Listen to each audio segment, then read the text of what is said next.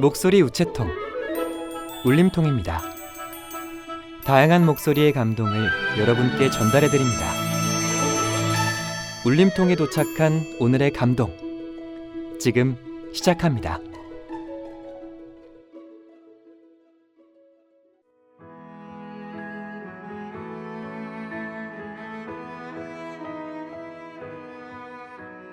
몽실 언니. 글 권정생. 5. 까치바위골 할아버지. 그해 가을 추수가 끝난 노루실 마을에 밤을 타서 공비들이 산에서 내려왔다. 타작을 해서 가마니에 담아 마당에 쌓아놓은 곡식을 떠매고 달아나는가 하면 외양간에 소를 끌고 가버리기도 했다.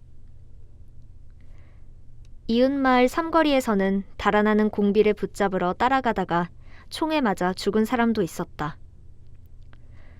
사람들은 무서워서 떨며 지냈다. 공비란 게 뭐야? 빨갱이들이야. 빨갱이들이 숨어서 도둑질하러 오는 거지. 빨갱이는 어디서 왔니? 미국 사람이니? 소련 사람이니? 미국 사람도 소련 사람도 아니야. 그럼 일본 사람이니? 아니야, 우리나라 사람이야. 우리나라 사람이면 어디 사는 사람이야? 어디 살긴 노르실 사람도 있고 까치바위골 사람도 있고 삼거리 사람도 있다. 뭐야, 산거리 사람이 왜 산거리에 와서 도둑질을 하니? 그리고 총을 쏘아 사람을 죽이니? 그건 나도 모른다. 학교 가는 길에서 아이들은 공비에 대한 얘기를 주고받으며 떠들었다. 아무리 떠들어도 그들의 궁금증은 풀리지 않았다. 공비들은 훔치러 올 때 얼굴에다 시커먼 먹물을 칠하거나 헝겊으로 칭칭 감고 눈만 내놓고 오기 때문에 누가 누군지 잘 모르는 거야. 그리고 까치바위골에선 앵두나무집 아들이 쌀가마니를 훔쳐 달아났는데 다음날 아침 보니 쪽지를 써놓고 갔더래. 그래서 어쨌니? 앵두나무집에선 다음에 아들이 또 올까 해서 닭을 잡고 떡을 만들어 문 밖에 내놓았더니 어떻게 알고 그날 내려와서 가지고 갔대. 그러나 그 앵두나무집 아버지는 아들과 남몰래 통했다는 이유로 잡혀간 뒤 소식을 몰랐다. 겨울 동안 어른들은 모두 경비원 노릇을 했다. 경찰지서 앞에서 까치바위골 산속 깊숙한 곳까지 군데군데 움막을 지었다. 한 마장 아니면 두어 마장씩 사이를 두고 엉성한 움막 초소가 세워지고 번갈아 밤을 지새며 지키는 것이었다. 몽실의 아버지 정씨도 헌옷을 겹겹이 껴입고 화롯불을 담아들고 움막으로 나갔다. 정씨가 지키고 있는 움막은 지서에서 19번째 움막이었다. 수수깡과 볏짚으로 얽어놓은 움막 안은 찬 바람을 막는데 별 도움이 못 되었다. 웅크리고 앉아있으면 무릎이 저리고 발이 시렸다. 12번째 움막에서 부르는 소리가 어렴풋하게 들려왔다. 이어서 13번이 14번으로 연락을 하고 그 14번이 또 15번으로 연락을 했다. 산속 맨 꼭대기까지 밤새껏 몇 차례나 번호 부르는 소리가 오르락내리락 했다. 노루실 산비탈 귀퉁이에 붙은 몽실인의 오두막에서도 그 소리가 낭랑하게 들렸다. 몽실은 새어머니 북촌댁과 누워 잠을 청했지만 바깥에서 들리는 소리에 자꾸 신경이 쓰였다. 무엇 때문인지 그 소리가 조그만 몽실의 가슴을 찡하도록 아프게 한 것이다. 모두 춥지 않을까? 저렇게 지키고 있으면 공비들은 마을에 내려오지 못하고 무얼 먹고 살아갈까? 그때 바깥 냇물 쪽에서 19번 하는 소리가 났다. 19번은 아버지 정씨 번호였다. 이어서 대답하는 소리가 들렸다. 몽실은 그 대답 소리가 흡사 자기를 부르는 소리 같기만 했다. 몽실은 부스스 일어났다. 곁에 누워있는 어머니가 잠이 깰까 조심하면서 부엌으로 나갔다. 아궁이 바닥을 헤쳐보았다. 아까 저녁에 묻어둔 숯덩이들이 벌겋게 불이 붙어 있었다. 몽실은 그 숯불을 깨진 옹배기 조각에다 재를 뒤집어 씌워 담았다. 소중스레 받쳐들고 19번 아버지 움막으로 바쁘게 갔다. 절뚝절뚝 절름발이 걸음이 무척 익숙했다. 산비탈을 내려가 논두길을 걸었다. 그리고 조그만 시내를 건너 넓은 벌판에 정씨의 움막이 있다. 몽실은 동동걸음으로 그 움막 앞에 다가갔다. 누구야? 인기척에 놀라 정씨가 소리쳤다.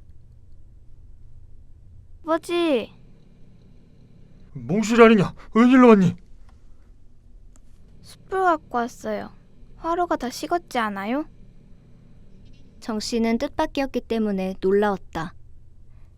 딸이 대견스럽기도 했다. 싸늘하게 식었던 화로가 다시 따뜻해졌다. 몽실의 깜찍한 정이 더 따뜻하게 해준 것이다. 너도 여기 앉아 좀 쉬었다 가거라. 몽실은 움막 안쪽에 아버지와 꼭 붙어 앉았다. 치바이골 앵두나무집 할아버진 어찌 됐어요, 아버지? 아마 돌아오시기 힘들게 됐나 보더라. 왜 못 오시나요? 아들이 있는 곳을 대주지 않으면 풀어주지 않는다니까. 하지만 할아버진 어디 있는지 알지 못하잖아요. 누가 그걸 고지 듣니? 할아버지가 잘못한 거지. 아무리 자식이지만 빨갱이한테 떡을 해주고 닭을 잡아주다니. 그건 100번 1000번 잘못한 거야. 아버지, 몽실이 정씨 얼굴을 쳐다봤다. 어두운 움막 속에서도 그걸 알 수 있었다. 그렇지 않아요. 빨갱이라도 아버지와 아들은 원수가 될 수 없어요. 나도 우리 아버지가 빨갱이가 되어 집을 나갔다면 역시 떡 해드리고 닭을 잡아드릴 거예요. 정씨는 입을 꾹 다물었다. 몽실은 내 말이 맞냐고 물었고 말없이 고개를 끄덕이는 정씨였다. 몽실은 집으로 돌아오면서 새까만 하늘의 별들을 쳐다봤다. 디딤돌 아래 신을 벗어놓고 방으로 들어가자 북촌댁이 반쯤 몸을 일으켰다. 몽실이 어디 갔댔니? 아버지한테 아버지한테 못하러 밤중에 갔다 오니. 아무것도 아니에요. 그냥 자요. 몽실은 이불 귀퉁이를 들치고 들어가 누웠다. 그때 아득히 먼 데에서 20번 하는 소리가 들렸다. 눈이 내리고 매운 바람이 불었다. 노르실에도 삼거리에도 설날이 다가왔다. 대목장날 몽실은 북촌댁을 따라 장을 보러 갔다. 처음엔 설날이 온다고 해도 몽실은 별로 기쁘지도 않았다. 뎃골어머니 곁이라면 얼마나 좋을까? 몽실은 그런 마음 때문에 오히려 외롭고 귀찮기만 했다. 그러나 남주랑 경애가 설빔 자랑을 하면서 좋아하니까 어린 몽실이도 차츰 들뜨기 시작했다. 어머니는 정씨의 무명 바지 저고리를 새로 지었다. 북촌댁은 몽실의 눈치를 보면서 물었다. 몽실아, 넌 치마는 어떤 색깔로 하고 싶니? 난 서른 없어도 돼요. 몽실은 일부러 토라진 척 말했다. 남주랑 경애는 분홍 치마 했더구나. 너도 분홍으로 할까? 몽실은 예 하고 대답하고 싶은 걸 가만히 있었다. 그럼 모레 장날 나하고 같이 가서 치맛감을 고르자꾸나. 북촌댁의 말에 몽실은 겨우 마음을 놓았다. 설옷이 없어도 된다고 해놓고 정말 그 말대로 설옷을 안 해주면 어쩌나 하고 걱정을 했기 때문이다. 대목 장날이어서 장터는 몹시 붐볐다. 울긋불긋한 옷감을 펼쳐놓고 가게 주인들은 굉장히 재고 있었다. 몽실은 오랫동안 망설이다가 결국 남주와 같은 인조견 분홍치마와 노란 저고리를 택했다. 북촌댁은 밤이 늦도록 저고리를 만들었다. 솜씨가 무척 깔끔하고 자상했다. 뎃꼬르마보다 더 훌륭한 것 같구나. 몽실은 무척 놀랐다. 다 된 치마 저고리를 입어봤을 때 몽실은 새어머니의 정이 새삼 가슴에 스며드는 듯 했다. 그러나 몽실은 그래도 도리질을 했다. 아무리 솜씨가 좋아도 아무리 자상하게 해줘도 대골 친어머니 같지가 않은 것이다.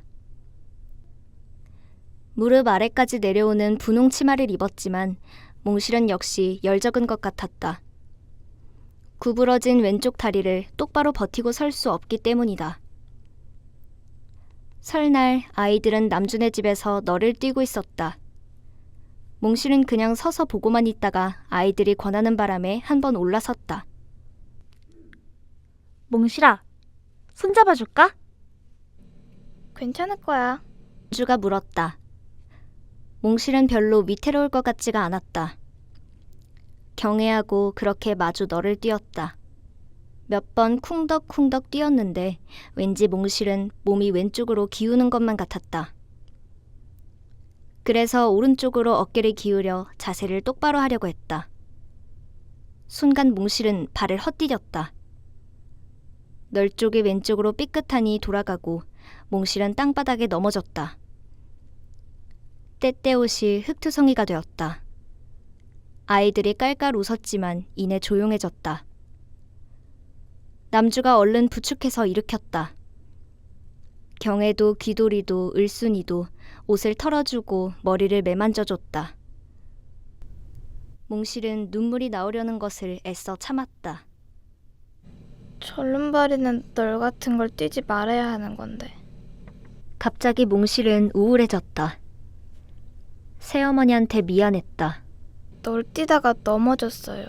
그래서 옷을 버렸어. 별로 버린 것 같지 않은데 넘어졌으면 다친 데는 없니? 다치진 않았어요. 그럼 됐지. 옷은 입으면 더러워지는 거니까. 북촌댁은 흙 묻은 저고리를 깨끗이 걸레로 닦아주었다. 몽실은 가만히 들여다보다가 처음으로 북촌댁에게 왼쪽 다리를 다친 얘기를 했다. 그날 아버지가 엄마를 데리러 왔나 봐요. 엄마하고 나하고는 길가 쪽 정식이네 뒤란에 숨어 있었어요. 그렇지. 들키면 안 될 테니까. 새어머니도 그렇게 생각하죠요? 그럼 엄마가 그쪽에서 아기를 낳지 않았으면 혹시 아버지를 따라왔을지도 모르지. 그래요.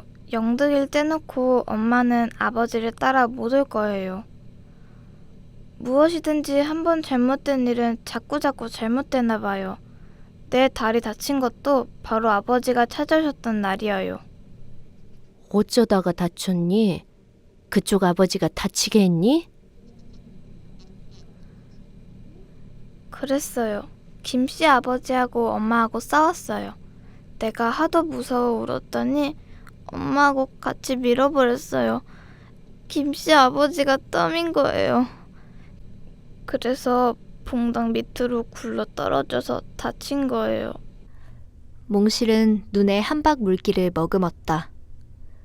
북촌댁이 몽실을 끌어다 안았다. 흡사 젖먹의 아기처럼 무릎에 올려놓고 왼쪽 다리 무릎을 부드럽게 쓰다듬는 것이었다. 아버지가 그날 찾아가지 않았더라면 몽실이 다리는 괜찮았을 텐데 아버지 때문이구나. 아버지가 오셨기 때문에 그토록 큰 싸움이 난 거예요. 그러나 아버지가 오지 않았어도 김씨 아버지와 엄마는 자주 싸웠어요. 그러니까 언젠가는 내가 다리를 다치게 됐을 거예요. 다리 다친 건 내 팔자예요. 몽실은 눈에 가득 괜 눈물을 뺨으로 주르르 흘렸다.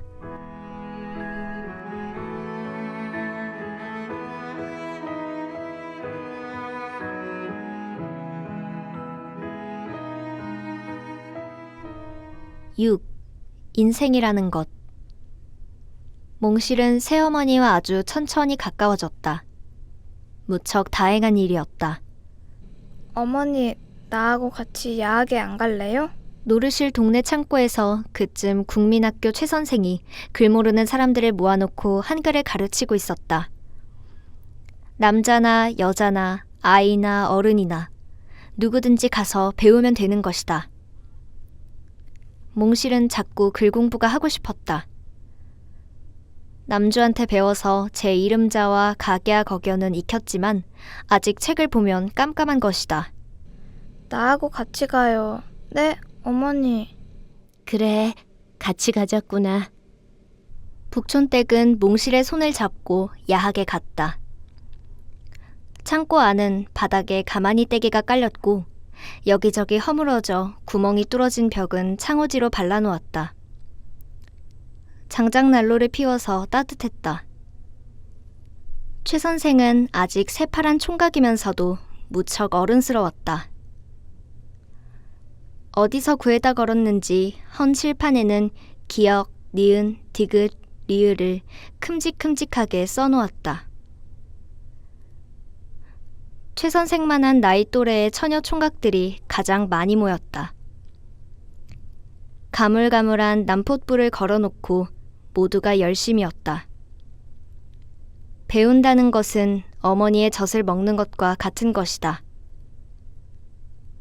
어머니의 젖은 키를 크게 하고 몸을 살찌우는 것이고 배우는 것은 머리가 개고 생각을 잘하게 한다. 최 선생은 저녁마다 학생들에게 훌륭한 이야기를 들려주었다. 길에 가는 나그네는 참 고달픕니다. 때로는 평탄한 길도 있지만 가파르고 험한 산길도 있고 때로는 강을 건너고 위험한 벼랑길도 가야 됩니다. 그 고달픈 길에서 어떤 때는 무서운 짐승도 만나고 날강도를 만날 때도 있습니다. 갑자기 맑은 날씨에 구름이 끼고 소나기가 쏟아지기도 하고 길을 잘못 드는 깊은 산속을 헤맬 때도 있습니다. 이렇게 많은 어려움이 따르는 나그네 길을 우리는 어떻게 목적지까지 무사히 갈 수 있을까? 누구나가 한 번쯤 생각해 보았겠지요? 어떻게 하면 좋을까요? 최 선생은 물어놓고 옹기종기 앉아있는 학생들을 둘러봤다. 모두 눈을 깜빡거리며 잠시 생각을 했다. 희미한 남폿불이 조금 흔들렸다. 누군가 손을 번쩍 들었다. 종남이었다. 나이 20살이 되는 검정 바지 저고리의 총각이다. 첫째, 배가 부르도록 밥을 시컷 먹여야지요. 굵직한 목소리로 종남이가 말하자 교실 안 학생들이 와 하고 웃음보를 터뜨렸다. 역시 핫바지 총각인 구만이가 놀려주듯 말했다. 종남이는 먹을 것만 생각하는구나. 그럼 먹지 않고 무슨 일을 시작하겠다는 거야? 종남이가 구만이 쪽으로 고개를 돌려 따지듯이 말했다. 그거 좋은 생각입니다. 길을 걷자면 우선 배불리 먹어야겠죠. 여러분들 조용히 하십시오. 종남이 학생의 의견을 더 들어봅시다. 최 선생의 말에 학생들은 다시 조용해졌다. 종남이가 하던 이야기를 다시 이었다. 그리고 두 번째는 튼튼한 신발을 신어야 합니다. 세 번째는 목적지까지의 길이 얼마나 되는지, 험한지, 평탄한지 먼저 가본 사람에게 물어봐야지요. 그러고 나서 더 많이 준비를 해야 할 것입니다. 학생들은 그제야 옳은 말이라는 듯이 여기저기에서 손뼉을 쳤다. 최 선생이 다시 말했다. 종남이 학생의 의견은 대단히 좋습니다. 특히 세 번째 의견은 아주 중요한 거입니다.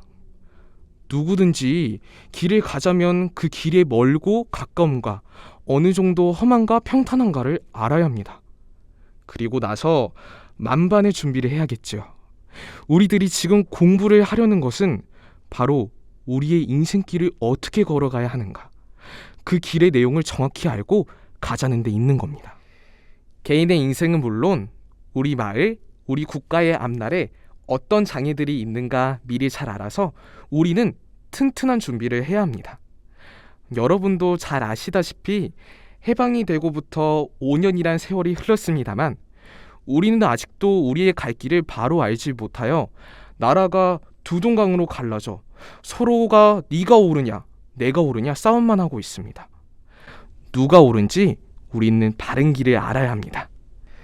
한간에 떠도는 말로는 미국을 믿지 마라, 소련에 속지 마라, 일본이 일어난다고 합니다. 과연 그렇습니다. 우리는 어떤 큰 힘이든지 남의 힘을 믿어서는 안 됩니다. 소련의 힘을 의지하면 소련의 식민지가 되고 미국을 의지하면 곧 미국의 식민지가 되고 맙니다. 일제 35년은 어리석은 우리 어른들이 일본의 힘을 의지하려다가 결국 나라를 송두리째 일본에 맡겨버린 결과가 되었지요. 일사보호조약이란 게 바로 그런 못난 약속이었습니다. 최 선생은 하던 말을 잠깐 그치고 가볍게 한숨을 쉬었다. 학생들은 쥐죽은 듯이 조용히 듣고 있었다. 지금 남북이 갈라져서 서로 다투고 있는 것도 과연 남의 꼭두각시 노름이 아닌 제 스스로 생각을 주장하고 있는지 알아봐야 할 것입니다. 우리는 모르면 언제든지 속게 마련입니다. 속고 나서 후회 말고 정신 차려 똑똑히 알아야 할 것입니다. 공부가 끝나 돌아오는 밤길은 몹시 추웠다. 모두 오늘 배운 한글 첫걸음을 베낀 공책을 겨드랑이에 끼고 둘씩 셋씩 짝지어 집으로 돌아갔다. 검정 바지 저고리 종남이와 구만이는 아까 이야기하던 길에 대한 의견들을 다시 꺼내어 떠들기도 했다. 어머니, 인생이란 게 뭐예요? 몽실이 잠자리에 들기 전에 북촌댁을 보고 물었다. 사람이 태어나서 살아가는 걸 인생이라 하나 보더라. 팔자하고 비슷하군요. 팔자도 먼저 알고 걸어갈 수 있어요? 다 알 수는 없지만 짐작은 할 수 있지. 몽실은 머리를 갸우뚱했다. 아니에요. 팔자는 어떻게 되는지 아무도 몰라요. 내가 엄마가 둘이 될 줄은 꿈에도 몰랐어요. 어머니, 나는 앞으로 어떻게 되는 거예요? 그건 네가 괴롭더라도 참고 열심히 살면 알게 될 게다. 어떻게 사는가는 스스로 결정해야 하는 거야. 최 선생의 인생이 길이란 말을 들은 뒤 몽실은 곰곰이 생각하는 아이가 되어갔다. 자기의 일만 아니라 어머니의 일도 아버지의 일도 그리고 이웃에 살아가는 모습도 눈여겨봤다.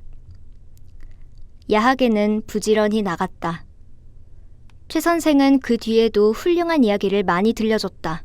노루실의 처녀 총각들은 한글을 깨치고 산수 공부도 했다.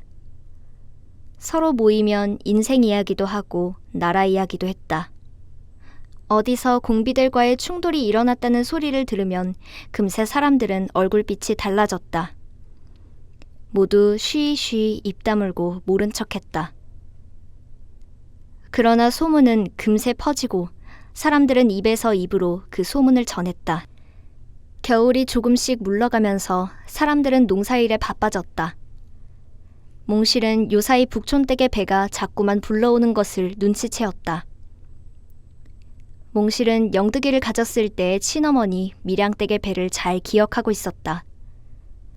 갑자기 그 어머니가 보고 싶어졌다. 몽실은 북촌댁의 표정을 살피고 나서 물었다.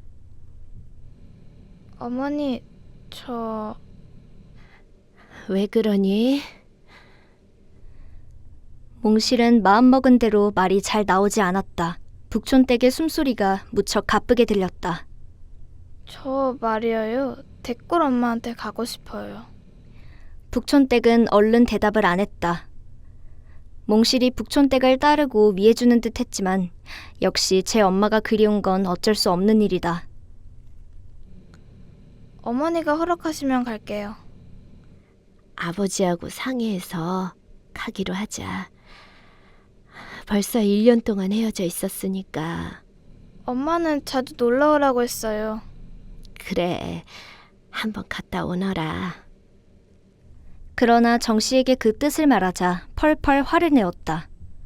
이제 그녀는 네 애미가 아니다. 절대 못 간다. 못 가! 몽실은 화를 내는 아버지 정씨의 마음을 알 것 같았다. 아버지 인생도 별로 좋은 게 아닌가 봐. 몽실은 모처럼 마음먹었던 댓골 어머니 집에 가는 것을 그만두어야 했다. 영득이가 보고 싶고 엄마도 보고 싶지만 참아야지. 가서 만나봐도 함께 살지 못할 텐데 뭐. 남주가 업고 있는 남주 동생 기찬이가 방실대며 웃고 있을 때 영득이 생각이 간절했다. 김씨 아버지의 아들이니까 영득이와 몽실은 남남이라고 어른들은 말했다. 그러나 몽실은 그것이 아니라고 혼자서 도리질을 하는 것이었다. 엄마가 낳았으니까 내 동생이 분명해. 그리고 몽실은 북촌댁의 뱃속에 들어있는 아기를 생각했다. 그 아기가 태어나면 몽실이와는 어떤 사이가 되는 것일까? 정씨는 은근히 아기에 대한 기쁨을 나타낼 때가 있다. 몽실아, 네 동생은 틀림없이 아들일 게다. 엄마가 낳거든. 잘 업어 키워라. 어? 왜 대답이 없니? 잘 키우겠어요. 몽실은 입으로만 말했다. 아직 마음은 어떻게 해야 하는지 알 수 없었다. 그것도 어른들이 시키는 대로 할 수밖에 없다. 몽실이 하고 싶은 대로는 안 될 것이다. 최 선생님은 누구나 자기의 길은 자기가 알아서 잘 걸어가라 했지. 나도 그렇게 할 수 있을까? 내 길은 내가 알아서 걸어간다는 게 무엇가 무엇인지 모르겠구나. 좀 더 크면 알게 될까? 그때까지 어른들이 시키는 대로 해야겠지? 북촌댁의 배는 하루하루 달라지는 것 같았다. 배가 불러오는 대신 얼굴빛이 점점 나빠졌다. 손목도 가늘어지고 모가지도 길어졌다. 움직이는 몸짓이 무척 힘들어 보였다. 아버지 혼자서 일하는데 내가 가만히 놀아서 되겠니? 할 수 있는 일거리를 찾아서 해야지. 북촌댁은 보리밭 매기, 감자밭 매기 사기를 했다. 어머니, 몸이 아파 보이는데 괜찮으세요? 별로 아프지 않아. 그렇다고 놀고 있으면 편하겠니? 어쩐지 불안스러웠다. 그러나 북촌댁은 어느 날 면장집 보리밭을 메고 와서 그대로 누워버렸다. 먹지도 않고 끙끙 앓기만 했다. 몽실은 흰죽을 끓여 북촌댁 머리맡에 놓고 숟갈로 떠서 입에 넣었다. 북촌댁은 몇 번 받아먹고 나서 몸을 일으켜 앉았다. 이제 기운이 좀 나는구나. 몽실이가 죽을 쑤어주어서 아주 잘 먹었어. 어머니, 더 누워 계셔요. 내가 어머니 대신 다 할 테니까요.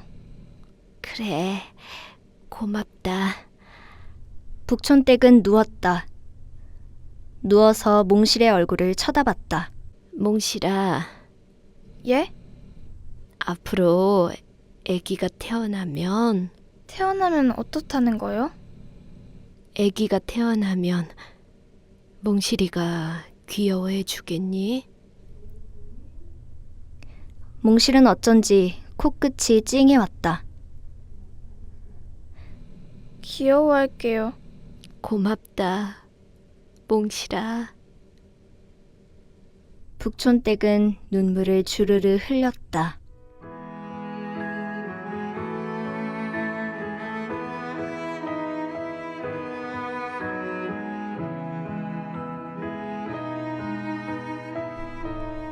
(7) 새어머니의 슬픔. 몽실아, 너 먹으라니까. 응, 그래.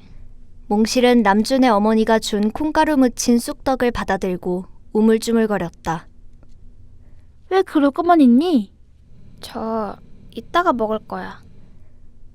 몽실은 슬그머니 일어나 밖으로 나왔다. 쑥떡을 치마폭에 감추느라 얼굴이 빨개졌다. 벌써 가니? 응, 몽실은 남주가 이상해서 눈이 동그래져 바라보는 것을 모른 척 뛰어나왔다.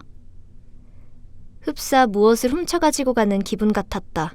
집에 와서 몽실은 가지고 온 쑥떡을 북촌댁 앞에 내밀었다. 이건 떡 아니니? 어디서 난 거야? 남준의 거예요. 너 먹지 않고 왜 갖고 오니? 난 먹었어요. 그러니 어머니 잡수세요. 몽실은 거짓말을 했다. 일부러 어머니께 드리려고 남준의 집에서 도망치듯 뛰어나와 가지고 온 쑥떡이다.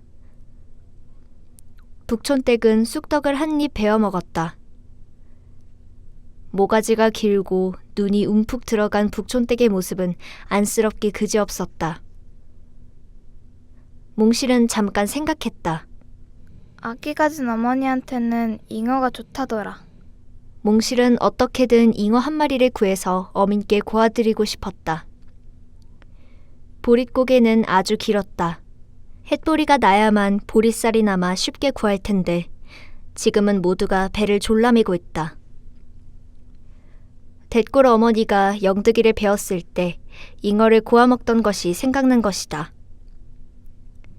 그곳 할머니가 어머니보다 아기에게 이롭다고 고아주던 잉어국을 밀양댁이 행복스레 먹던 기억이 났다. 밀양댁에 있는 뎃골은 보릿고개도 모른다. 넉넉한 집과 가난한 집 차이는 바로 이런 것일까? 그래서 밀양댁은 그 부잣집을 택하느라 가난한 정씨아버지를 버리고 간 걸까? 어쩐지 몽실은 밀양댁에 대해 처음으로 부끄러운 생각이 들었다. 지금 아기를 가졌어도 밥 한 그릇 제대로 먹을 수 없는 북촌댁은 왜 굳이 이런 곳에 시집을 왔을까? 그러고는 그 가난을 이렇게 견디고 있을까? 최 선생이 말한 인생의 길을 밀양댁은 잘 알아서 걸어간 것인가? 아니야, 그건. 몽실은 세차게 도리질을 하면서 다래끼를 메고 산으로 갔다. 혼자서 솥밭 사이로 다니면서 산나물을 캤다. 부지런히 캐다가 먹어야지. 무엇이라도 많이 먹으면 힘이 날 게다. 바디나물, 고수나물, 뚝깔나물, 개미나리, 칫동아리나물, 미역나물, 잔대나물, 쌀이나물. 몽실은 정신없이 나물을 캤다. 어질어질 현기증이 났다. 배가 고팠다. 아침에 산나물로 끓인 죽을 먹고 점심은 걸러야 한다. 봄날의 길고 긴 하루에 몽실은 배고픔과 맞서 싸워야 했다. 나물 다래끼를 어깨에 메고 몽실은 모가지를 늘어뜨리며 걸었다. 서녁 하늘에 해님이 넘어가고 있다. 어머니, 북촌댁은 부엌에서 얼굴을 내밀었다. 몽실아, 배고픈데 일찍 오지 않고 여태 있었니? 죽 다 끓였어요? 그래, 방에 들어가자. 몽실은 다래끼를 봉당 위에 내려놓고 옷에 먼지를 털었다. 거무죽죽한 산나물죽이 뚝배기에 뜨거운 김을 내면서 방 안으로 들어왔다. 몽실은 죽을 먹었다. 홀홀 입으로 식혀가면서 열심히 먹었다. 뚝배기 그득 한 죽을 먹고 나니 땀이 흘러내렸다. 나물빛깔처럼 파리한 얼굴에 잠깐 핏기가 돌았다. 몽실은 설거지를 했다. 그릇을 부시고 솥을 가셨다. 납작한 돌 선반에 뚝배기를 엎어놓고 물행주를 꼭꼭 짰다. 몽실이는 동이를 이고 물을 길었다. 5월이지만 밤바람이 차가웠다. 그러나 몽실은 북촌댁과 나란히 봉당 끝에 앉아서 별을 보았다. 몽실은 주저주저 하다가 북촌댁에게 물었다. 어머니는 왜 가난한 우리 아버지한테 시집 오셨어요? 우리 고모가 속이진 않았어요? 속이다니. 그대로 다 들려줬어. 하나도 속이지 않았어. 그래도 괜찮았어요? 이렇게 굶어가면서 사는 가난한 집인데도 시집 오고 싶었어요? 북촌댁은 말이 없었다. 어머니는 아무래도 고모한테 속았어요. 아니야, 몽실아. 속인 건 고모가 아니라 내가 아버지랑 몽실을 속이고 있단다. 난 나쁜 여자야. 북촌댁은 한숨을 길게 쉬었다. 몽실은 금방 말뜻을 알 수 없었다. 북촌댁이 무얼 속이고 있다는 건지 일부러 그러는 것만 같았다. 한참 뒤 북촌댁이 몽실을 불렀다. 몽실아, 네, 난 아버지랑 몽실을 여태 속였단다. 난 너희 집에 시집 와서는 안 되는 몸이야. 어머니 괜한 말씀을 하셔요. 무엇 때문에 속였다고 해요? 언젠가는 알게 될 테니까 내 얘기할게. 북촌댁은 몽실의 손을 꼭 쥐었다. 그러고는 그 손을 놓지 않고 그대로 얘기했다. 10살짜리 어린애에게 하는 말 같지 않게 북촌댁은 자상하게 차근차근 들려주었다. 그 얘기의 줄거리는 다음과 같았다. 19살 때 북촌댁은 가까운 읍내 총각에게 첫 번째 시집을 갔었다. 얼굴이 남달리 고왔던 북촌댁은 그 덕택이었는지 무척 좋은 신랑감을 고를 수 있었다. 살림도 괜찮은 집안이었다. 남편은 읍내 우치국에 다녔다. 한 1년 동안 재미있게 살았다. 북촌댁은 그만하면 남부러울 것 없이 평생을 행복하게 살 수 있으리라 생각했다. 그러나 불행은 먼데 있지 않았다. 북촌댁은 갑자기 몸에 병을 갖게 되었다. 무서운 병이었다. 가슴앓이였다. 기침이 나고 빨간 피를 토했다. 의사는 남편과 헤어져 얼마 동안 요양을 하라고 했다. 친정에 가서 1년 동안 병치료를 했다. 그러나 쉬 낫지 않았다. 2년이 되었을 때 남편은 북촌댁을 버리고 다른 여자와 살림을 차렸다. 어쩔 수 없는 일이었다. 3년이 되어도 4년이 되어도 북촌댁의 병은 낫지 않았다. 읍내 남편에게 다시 돌아가지 못하고 북촌댁은 그렇게 버림을 받은 것이다. 몽실아, 어머니, 그럼 아직 아프셔요? 그렇단다. 많이 나았지만 아직 이렇게 몸을 잘 가누지도 못하잖니? 몽실이한테 그리고 아버지한테 정말 미안하단다. 몽실아, 사람은 일부러 그러지 않는데도 남을 속이고 해치며 서로 그렇게 살아야 하나 보지. 내가 몽실이한테 한 가지 부탁이 있어. 뭐예요? 몽실이 자주 울 때가 많은데 이젠 울지 말고 참도록 해요. 나도 많이 울었지. 눈물이 마르지 않을 만큼 매일 울었으니까 어떠했겠니? 그러나 그게 부질없었어. 그렇게 울지 말고 입술을 깨물었으면 난 좀 더 건강할 수도 있었을 거야. 우는 건 참 못난 짓이야. 몽실은 얼굴이 붉어질 만큼 가슴이 뛰었다. 걸핏하면 울었던 것이 부끄러워졌다. 어머니, 이제 울지 않을게요. 그러니까 어머니도 입술을 깨물어요. 저하고 함께 열심히 살아요. 절대 울지 않고 어머니를 돕겠어요. 그날 이후 몽실은 딴 사람처럼 되었다. 울지 않을 뿐만 아니라 언제나 얼굴에 웃음이 떠나지 않았다. 북촌댁과 둘이서 나물 다리끼를 메고 산으로 들로 함께 다녔다. 고사리를 캐다 읍내 장에 팔아 식량도 조금 샀다. 마을 사람들이 고개를 갸웃거리며 두 사람을 바라보았다. 이상하기도 하지. 새어머니 티가 조금도 나지 않는구먼. 친어머니와 딸보다 더 정다운 것 같아요. 마을 사람들 말처럼 둘은 눈에 띄게 정다웠다. 북촌댁은 나물죽을 더 많이 먹고 잠을 잘 잤다. 5월이 가고 6월이 왔다. 북촌댁은 이제 만삭이 되었다. 몽실은 북촌댁의 얼굴을 쳐다보면 자꾸 불안해졌다. 아버지한테 말씀드려봐야지. 정씨는 지난 봄부터 시오리 길이나 떨어진 셋들 마을에 가서 머슴살이를 하고 있었다. 그래서 집에 찾아오는 일이 드물었다. 내일 모레쯤 아버지한테 찾아가려고 했다. 북촌댁 몰래 몽실은 셋들에 갔다. 일찍 다녀오려고 했는데 그렇게 되지 않았다.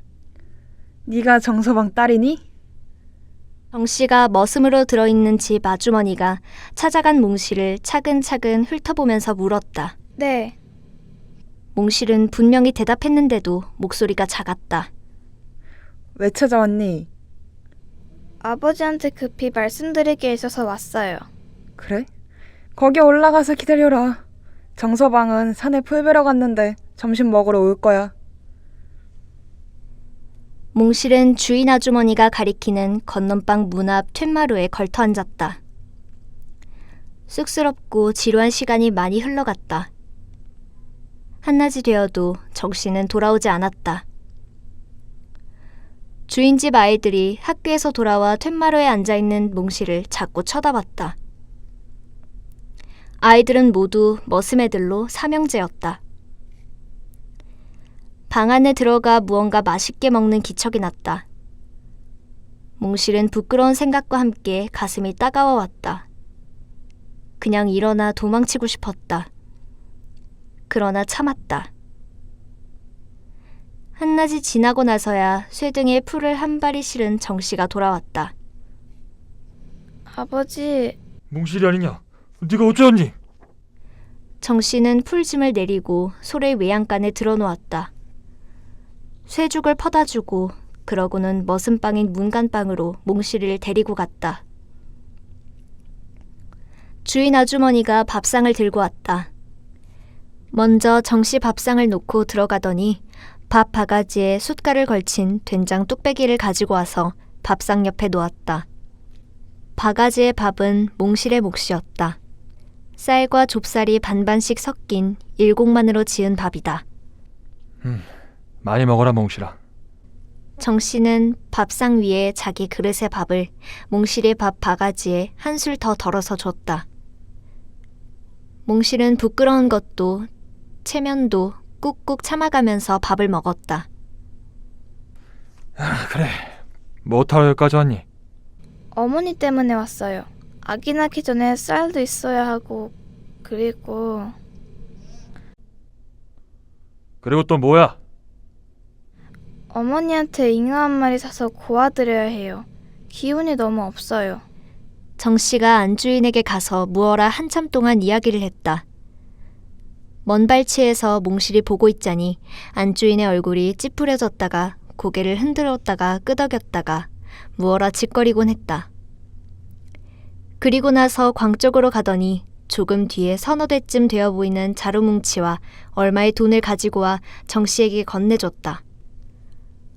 정 씨가 몽실에게 쌀자루를 가지고 와서 말했다. 이것밖에 못 주겠단다. 가을에 받을 세경에서 앞당긴 거야. 돈도 주었어요? 그래, 쌀 서대하고 돈은 30원이야. 이거 내가 이고 갈 수 있겠니? 가져갈 수 있어요. 몽실은 쌀자루를 머리에 이고 30원은 손에 꼭 쥐었다. 어서 가거라. 아버지도 며칠 뒤에 다니러 갈 테니까. 아버지, 몽실은 아버지의 얼굴을 쳐다보고 인사를 하려는데 갑자기 목이 메었다. 고달픈 머슴살이를 하는 정 씨가 불쌍했기 때문이다. 그러나 몽실은 울지 않기로 했다. 종종 걸음으로 주인집 대문을 나섰다. 그러고는 걸음을 재촉했다.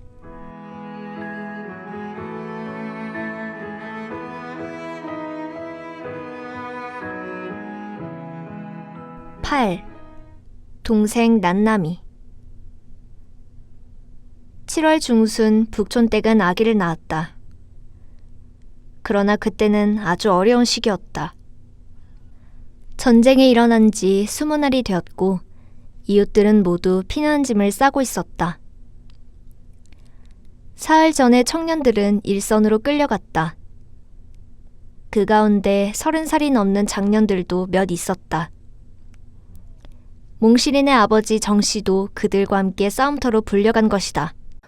몽실아, 어떡하지? 아버지가 가시면... 북촌댁은 면장이 갖다 준 입대 통지서를 들고 바들바들 떨고 있었다. 싸움터에 가면 오래 있다 와요? 몽실은 잘 알 수 없어서 그렇게 물었다. 싸움터에 가면 살아 돌아오기 어렵단다. 총으로 서로 쏘아 죽이는 곳이야. 공비들하고 총싸움 하듯이 그렇게 싸우는 곳이에요? 그것보다 몇 배 더 위험한 곳이야. 몽실의 가슴이 방망이질했다. 아버지가 그런 위험한 곳에 끌려간다니 소름이 끼치도록 무서웠다. 가지 않으면 안 돼요, 어머니? 안 가도 된다면 오죽 좋겠니. 그러나 가야 된단다. 그건 아버지 마음대로 할 수 없는 일이니까. 정 씨는 면사무소 앞에서 트럭에 실려 일선으로 그렇게 가버린 것이다. 지난 6월 25일 새벽에 일어난 전쟁은 북한의 인민군이 더 강했는지 국군은 남으로 후퇴만 하고 있다고 했다. 노르실까지 피난민이 내려온대요. 어떡하면 좋죠? 우리도 보침을 써야겠어요. 전쟁이 밀어닥치면 쫓겨가야 하지 않겠어요? 마을 사람들은 어떻게 되나 가슴을 죄면서 일손조차 잡지 못했다. 모내기를 끝내고 어머니들은 산밭에 삶을 거두려고 계획하고 있었다. 생전 처음 보는 비행기가 무서운 소리로 날아가고 있었다. 어머니, 전쟁이 닥치면 어떻게 돼요? 몽실은 떠돌아다니는 소문만 듣고는 궁금하기 그지없었다. 아버지가 전에 얘기하셨잖니? 일본에서 폭격으로 고생했다고 하던데. 그랬어요. 살던 집이 불타고 사람들이 폭탄에 맞아 죽었다고요. 그런 일 나는 겪어보지 않았지만 얘기만 들어도 무섭더라. 왜 그렇게 무서운 전쟁을 하는 거예요? 서로 남의 나라 땅을 빼앗으려고 그런단다. 몽실은 그때까지 전쟁의 무서움, 슬픔 같은 것을 몰랐다. 정 씨가 떠나고 난 다음 날부터 북촌댁은 몹시 괴로워했다. 아기를 낳는 일이 얼마나 어려운 일이라는 것도 몽실은 처음 알았다. 대골 밀양댁이 영두개를 낳을 땐 그냥 쉽게 낳아버린 것으로 알고 있었다. 어느 날 자고 났다니 어머니가 아기를 낳았다고 할머니가 기뻐하던 것만 기억하고 있었기 때문이다. 북촌댁은 하루 종일 밤새도록 몸부림을 친 끝에 정말 가까스로 아기를 낳았다. 남준의 어머니가 오고 이웃집 장골 할머니가 와서 아기 낳은 뒤에 바라지를 했다. 몽실은 장골 할머니가 시키는 대로 하루 종일 들락날락거렸다. 북촌댁은 몇 번이나 까무러쳤다. 식은땀이 온 얼굴을 세수한 것처럼 흘러내렸다. 그렇게 애써 낳은 아기가 예쁜 계집애였다. 아버진 아들 낳기를 소원하셨는데. 북촌댁은 몹시 섭섭한 듯이 멀거니 천장을 바라보며 중얼거렸다. 딸이라도 괜찮아. 이렇게 무사히 낳아준 것만도 얼마나 고마운지 삼신할매한테 감사해야지. 장골 할머니도 남준의 어머니도 한숨 돌리며 기뻐했다. 장골 할머니가 방안을 둘러보며 물었다. 먹을 쌀이 있니? 우리 몽실이가 쌀하고 미역 사놓았어요. 몽실이가? 남준의 어머니와 장골 할머니가 함께 몽실을 바라보았다. 아버지 계실 때 여쭈었더니 주인집 쌀을 얻어주셨어요. 몽실은 보퉁이에 깊이 감춰뒀던 쌀과 미역을 내놓았다. 에그, 기특도 하구나. 정말 기특하구나. 남준의 어머니가 쌀을 씻어 안치고 미역을 안쳐 첫 국밥을 지어왔다. 그러나 북촌댁은 그것을 먹지 못했다. 어느새 북촌댁의 얼굴에 핏기가 가셔가고 있었다. 백지장처럼 하얗다가 파랗게 질렸다가 숨이 끊어졌다가 다시 이어지면서 점점 정신을 잃고 있었다. 어떤 일이 일어나도 몽실은 울지 않기로 했으면서도 몽실은 자꾸 눈물이 나오려고 했다. 북촌댁 정신 차려요. 그리고 얼른 밥을 먹어야지. 애기한테 젖을 먹여야 하는데 먹지 않으면 젖이 안 나와요. 남준의 어머니가 밥그릇을 머리맡에 놓고 한사코 권했다. 그러나 북촌댁은 실눈만큼 눈을 떴다간 다시 감아버리는 것이었다. 하루가 지나고 이틀이 지났다. 아이에게 젖꼭지를 물렸지만 나오지 않았다. 남준의 어머니가 젖꼭지를 비틀어 짜보니 조그만 하얀 물방울이 몇 방울 흘러나왔다. 아이에게 그 젖꼭지를 물렸더니 면목은 빨았다. 사흘 만에 북촌댁은 눈을 떴다. 어머니! 몽실은 저도 모르게 목이 메면서 눈물이 나와버렸다. 북촌댁은 몽실을 멀거니 쳐다보았다. 그러고는 힘없이 몽실을 불렀다. 몽실아. 어머니, 어서 일어나 밥하고 국하고 잡수셔요. 네? 어머니! 몽실아. 아기 없고 고모네 집에 찾아가거라. 몽실아.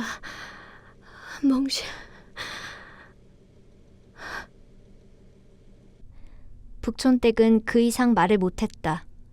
간신히 말끝을 흐리면서 그대로 숨을 거두어버린 것이다. 앞산 너머 양지 쪽에 북촌댁은 아무렇게나 묻혔다. 그리고 그날 밤 마을은 발칵 뒤집혔다. 국군이 쫓겨가면서 낯선 인민군들이 탱크를 타고 건너편 신장로로 유유히 나타났기 때문이다. 미리 짐을 싸놓은 마을 사람들은 밤을 타서 피난을 나갔다. 할머니, 어떡해요? 이 아기들은 아무것도 먹지 않았어요. 에그, 불쌍한 것들. 장골 할머니한테 몽실은 애원하듯 말했다. 할머니는 아기를 받아 안았다. 몽실아. 네. 쌀이 아직 있니? 네. 그걸 한 줌만 갖고 오너라. 몽실은 달려가서 쌀을 가지고 왔다. 장골 할머니는 그 쌀을 입에 넣어 오래오래 꼭꼭 씹었다. 그러고는 씹은 쌀을 가지고 죽을 끓였다. 몽실아, 이걸 아기에게 조금씩 떠 먹여라. 몽실은 그 암죽을 조금씩 아기 입에 떠넣었다. 아기는 먹을 것이 입으로 들어가자 힘이 나는지 신통하게 그것을 받아 삼키는 것이었다. 난남아, 죽지 말고 살아라. 너희 애비 돌아오면 만나봐야지. 장골 할머니가 아기를 안고 기도하듯이 중얼거렸다. 할머니, 난남이가 뭐예요? 난리통에 태어났으니 난남이지 뭐니. 아기 이름이야. 너희 아버지 돌아오시면 좋은 이름 지어줄 테니 그때까지 그렇게 부르자꾸나. 난남이. 몽실한 아기 얼굴을 가만히 들여다봤다. 그날 밤으로 피난을 나갔던 사람들 가운데에서 얼마의 사람들은 길이 막혀 되돌아오고 있었다. 그 가운데는 을순이네와 남준애도 섞여 있었다. 몽실은 기뻤다. 온 마을이 텅텅 비었다가 이렇게 다시 찾아와서 마음을 놓게 된 것이다. 인민군들이 동네 창고로 몰려와서 머물렀다. 마을에 남아있던 남자들이 인민군 부대에 나가 부역을 했다. 장골 할아버지도 남준의 아버지도 나갔다. 무거운 탄알 상자도 나르고 음식도 날랐다. 부인들은 인민군들이 먹을 음식을 준비하느라 무척 고생을 했다. 마침 보리와 감자는 걷어들였기 때문에 보리밥은 먹을 수 있었지만 그 많은 밥을 짓기가 힘이 들었다. 인민군들은 자꾸 몰려왔다. 비행기가 날아와 쉴 새 없이 폭격을 했다. 산 너머 어디쯤엔가 밤이면 불길이 쏟으면서 대포 쏘는 소리가 쿵쿵 울렸다. 인민군 부상자들이 들것에 들려왔다. 빈집마다 부상 입은 군인들로 가득 찼다. 아이들은 전에 최 선생이 한글을 가르치던 동네 창고에 모여 인민교육을 받았다. 인민군 노래도 배우고 혁명 얘기도 들었다. 몽실은 난남이를 안고 아무데도 갈 수 없었다. 뙤약볕이 내리쬐는 한낮이면 이곳저곳 처마 및 그늘을 찾아 난남이를 보호해야 했다. 쌀을 씹어 암죽을 끓여 먹이지만 난남이는 자꾸 보채고 울었다. 조그만 손은 병아리 발가락처럼 뼈만 남았다. 장골 할머니, 아무래도 난남이는 죽으려나 봐요. 몽실은 장골 할머니에게 구원을 받아야겠다는 생각에서 난나미를 안고 갔다. 몽실아, 난남이 이리 다오. 저기 한번 가보자. 장골 할머니는 난나미를 안고 갓난아기가 있는 집을 찾아 나섰다. 감나무집 종군의 어머니한테 제일 먼저 갔다. 어머나, 가엾게도 젖을 못 먹어 이렇게 되었군요. 종군의 어머니는 난나미를 안고 가슴을 헤쳐 젖을 물렸다. 난나미는 매달리듯 젖꼭지를 물고 정신없이 빨았다. 한참 동안 젖을 빨자 종군의 어머니 얼굴에 놀라는 표정이 나타났다. 그러더니 난나미를 매정하게 떼어놓았다. 그만 먹여도 되겠죠? 우리 종구 먹을 걸 남겨야 하니까요. 종구 엄니, 조금만 더 빨려요. 조금만 더 먹여 죽으려. 장골 할머니가 간곡히 부탁했다. 그러나 종군의 어머니는 새침하게 고개를 돌렸다. 싫어요. 장골 할머니는 가만히 한숨을 쉬었다. 곁에서 보고 있던 몽실은 미안하기도 하고 섭섭하기도 했다. 난나미가 자꾸 불쌍해졌다. 몽실아, 이만해도 고맙지. 안고 가거라. 장골 할머니가 난나미를 몽실의 가슴에 안겨줬다. 그러나 난나미는 젖을 먹었기 때문인지 어느새 새근새근 잠이 들어 있었다. 몽실은 난나미를 안고 비탈길을 올라갔다. 죽은 북촌댁의 얼굴이 자꾸 앞을 가렸다. 왜 사람은 죽지 않으면 안 되는 걸까? 몽실은 싸움터에 간 아버지를 생각했다. 아버지는 지금쯤 어디서 어떻게 싸우고 있는 것일까? 인민군들의 세상이 되어버린 마을은 앞으로 어떻게 되는 것일까? 몽실은 난나미를 들여다봤다. 난남아, 인민군이 떠나거든 우리들이 고모한테 가자. 응? 어디서 대포 소리가 쿵쿵 울려왔다.